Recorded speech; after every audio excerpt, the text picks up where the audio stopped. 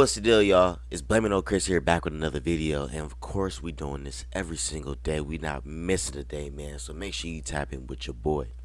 I'm bringing you the best entertainment, the best hip hop, and the best politics, news, and opinions. So make sure you tap in with your boy because I ain't sugarcoating nothing over here on my platform. All right, so today we talking about Cardi B. She recently was promoting her, I guess, her makeup collaboration with NYX for the Super Bowl. I'm guessing they're probably gonna have a commercial, and the Super Bowl is tomorrow. So with that being said, they decided to ask her a couple questions. I'm not gonna play those other questions. I just want to focus on this one question. They asked her, Cardi, what is your opinion on hip hop and the music industry? And this is what she said right here. Give me one sec.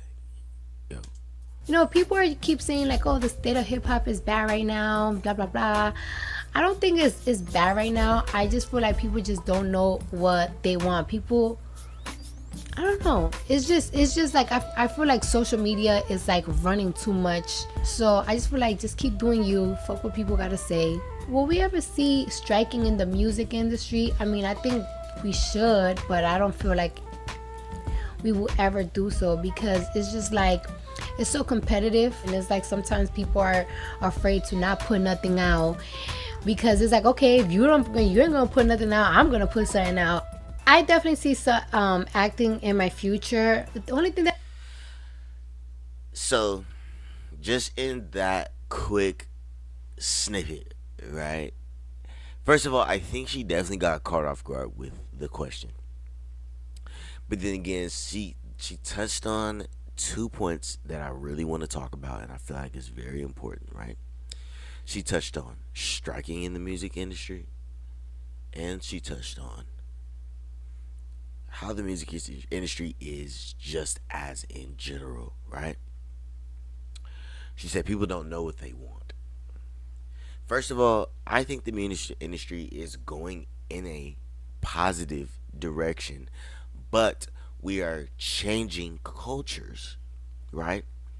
Because of our new illustrious beautiful phones that we have here, because of our new beautiful apps that we have, people are viewing and seeing music in a different light. We are no longer in an album economy. Yes, I said it. We are no longer in an album economy. Post some artists, where they can promote an album and maybe get some good hype. It takes a little bit longer for them to promote an album.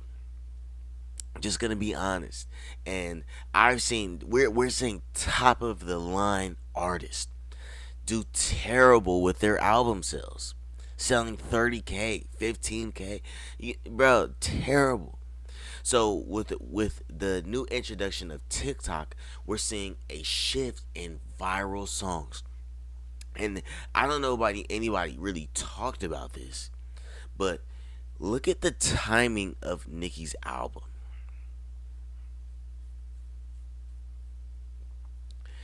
If people, and I always say this because I throw events, the timing of your event is very crucial. If you don't do your event at the right time, you will see the impact of you not doing your event at the right time, if you understand what I'm saying. And what I mean by that is this. What I mean by that is this, man. You drop a album in Christmas around Christmas time. Next thing you know, you thinking, hey, I got these next 2 weeks that all they're gonna do is talk about me. Next thing you know, the Cat Williams interviews drops, and all that press that we had about your album is gone. And that's what I kind of think happened with Nicki's album. Nicki's album was going viral, and it did do excellent. But in terms of the conversation around Nicki's album, it did not go as long. Let's talk about Drake's album, For All the Dogs, right? That album was being talked about for a very long time, even though many people had opinions on the album. Even though many people had opinions on the album, It was talked about for weeks on weeks on weeks. With Nicki's album, I think the timing of the album got overshadowed by Cat Williams' interview. And it happens in all industries. Even like Taraji P. Henson was talking about, hey, well, me kind of talking about my struggles in Hollywood kind of overshadowed the color purple as a whole and maybe affected it. And people take time for their music, their movies, especially entertainment. This doesn't just happen overnight and in 2 days. We're just gonna put this together and it's just gonna happen. No, it takes months just to set up maybe a commercial. It takes absolutely a lot of time.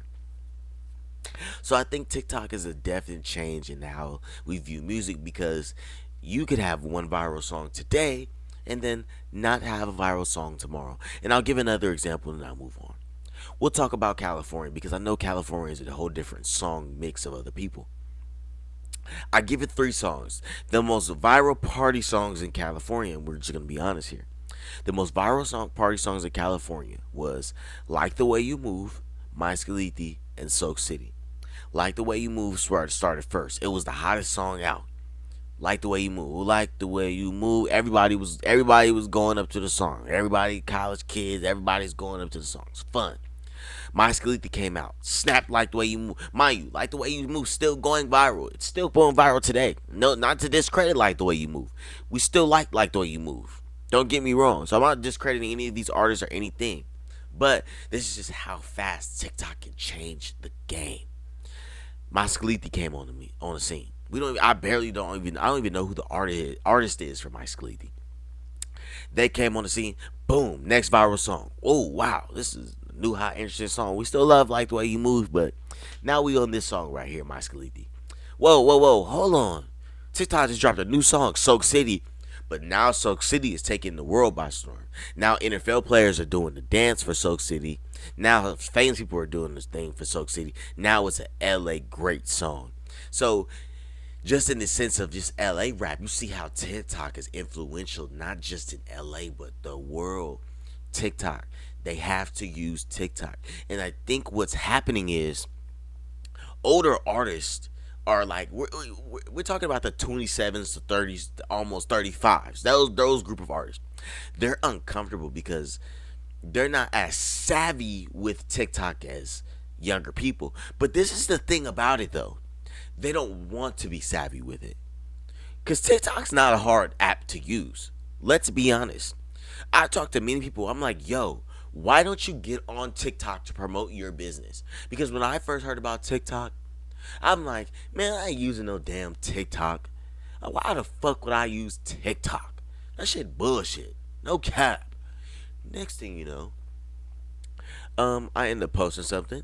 That shit went viral as fuck. I have 5,000 on my personal TikTok and 70,000 plus on another page that I'm running for TikTok called Stomp World. So TikTok is very useful depending on what you're trying to promote. So you just have to be smart and you have to want to promote it. But a lot of these older artists, they don't want to get on TikTok. They lazy as heck. They lazy as fuck. I'm not saying Cardi's lazy. I don't know Cardi personally at all. I love Cardi though.